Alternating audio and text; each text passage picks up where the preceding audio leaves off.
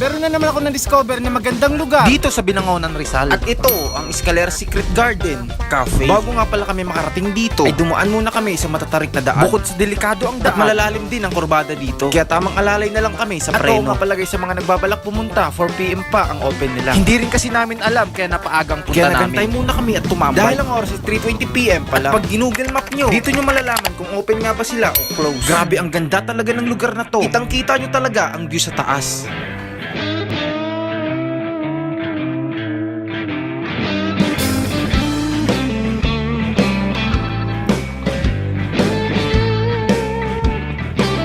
Di lang magandang view ang solid dito, masasarap din ang mga pagkain nila. Grabe guys, ang ganda. Kitang-kita nyo talaga lahat. At kung stress na kayo sa city at gusto nyo mag-relax, dito lang yan sa Escalera.